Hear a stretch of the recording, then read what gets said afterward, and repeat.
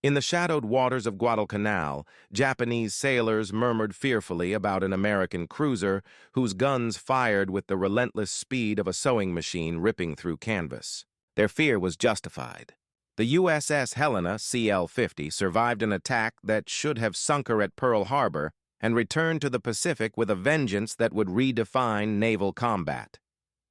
This is the story of a ship that refused to die, a cruiser that earned its nickname through sheer firepower, and the 868 men who made her legend possible. In an era when battleships were kings and carriers were the future, Helena proved that a light cruiser, with determination and skill, could change the course of history. The story of Helena begins not in combat, but in the depths of the Great Depression. As America slowly rebuilt its economy, the Navy embarked on an ambitious program to modernize its aging fleet.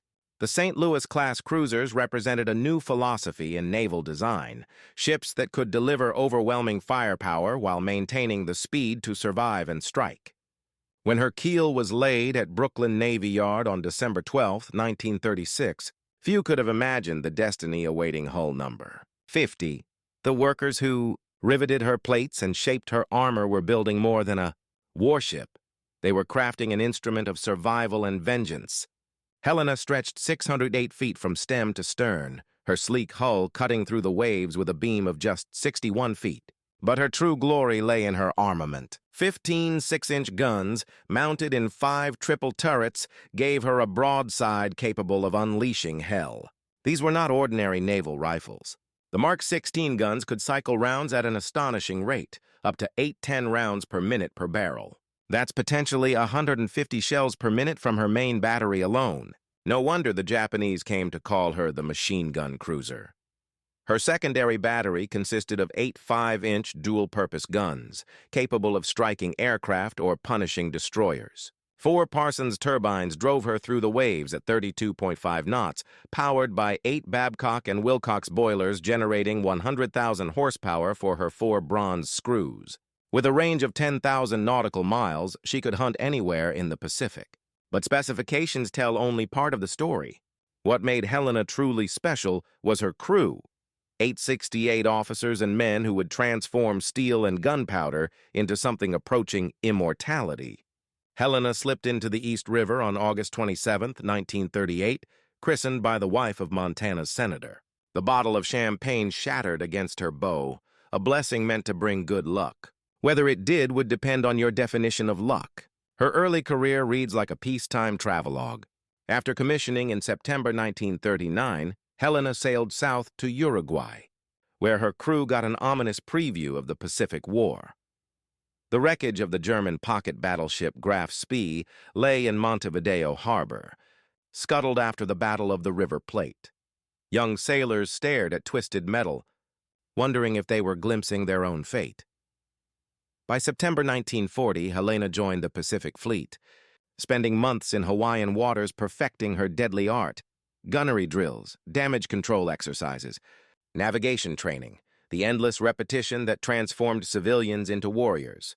As 1941 drew to a close, Helena entered Mare Island Navy Yard for upgrades.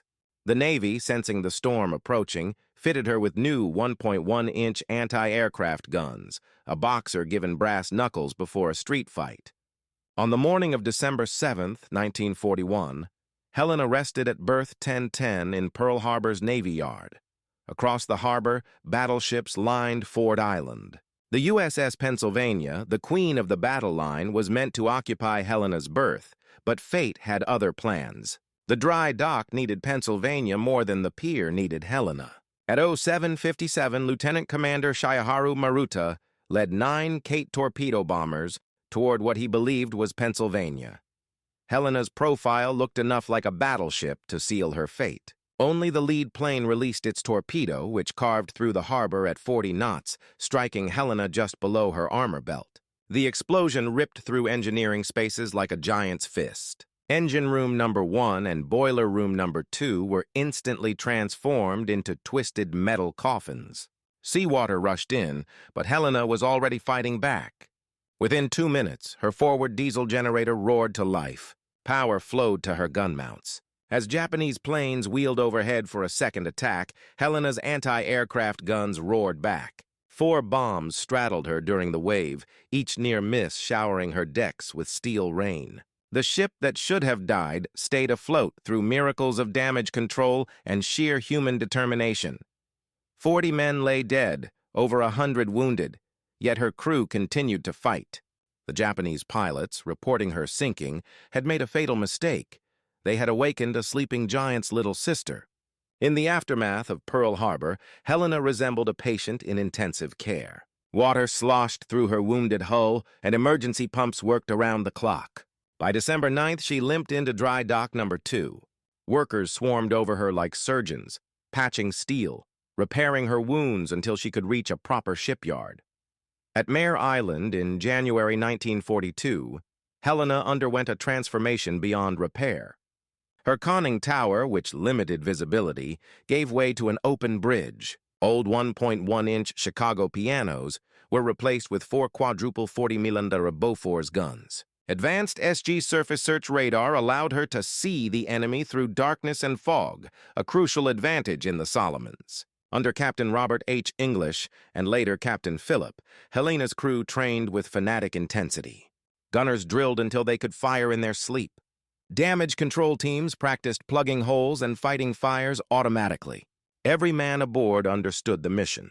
They were returning to the Pacific not as victims, but as hunters. By July 1942, Helena was ready. As she passed beneath the Golden Gate Bridge, bound for the South Pacific, her crew lined the rails, staring westward at the enemy who had drawn first blood. The machine gun cruiser was heading to war. The Solomon Islands in late 1942 were a green hell. Guadalcanal, with its crucial airfield, had become a grinding wheel of war. Japanese destroyers and cruisers raced down the slot to reinforce garrisons. Helena, part of Task Force 64 under Rear Admiral Norman Scott, drilled relentlessly in night combat tactics, though Scott chose the USS San Francisco as his flagship instead of Helena. On October 11, 1942, American reconnaissance spotted Admiral Aritomo Goto's force approaching Guadalcanal. Helena's radar detected the Japanese at 27,700 yards before they knew Americans were hunting them. Chaos erupted at night, and Helena's turrets unleashed a storm of fire, catching the heavy cruiser Iowa by surprise and killing Admiral Goto instantly. Japanese ships thought they were under fire from their own vessels. Helena's gunners fired over 2,400 rounds in 14 minutes, her barrels glowing red-hot. The Battle of Cape Esperance marked America's first clear surface victory against the Imperial Navy. Helena proved that cruisers could fight and win at night, the enemy's chosen battlefield.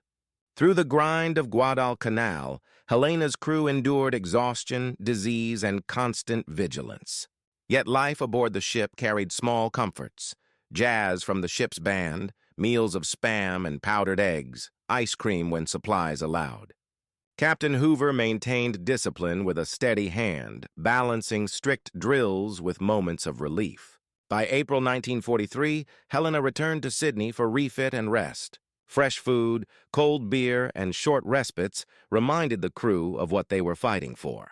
By May, Helena was back in action, bombarding Japanese positions during the New Georgia campaign, her guns walking through fuel dumps and barracks with precision. On July 6, 1943, Helena entered Kula Gulf for her final mission. Japanese destroyers, armed with deadly long-lance torpedoes, met her fire. Helena's initial salvos destroyed the destroyer Niazuki, but subsequent torpedo strikes fatally damaged her. Despite this, Helena's aft turrets continued firing until the list became too severe. The ship broke into 3 sections. The stern, containing nearly 400 men, floated independently. Destroyers. Nicholas and Radford rescued 739 men during the night.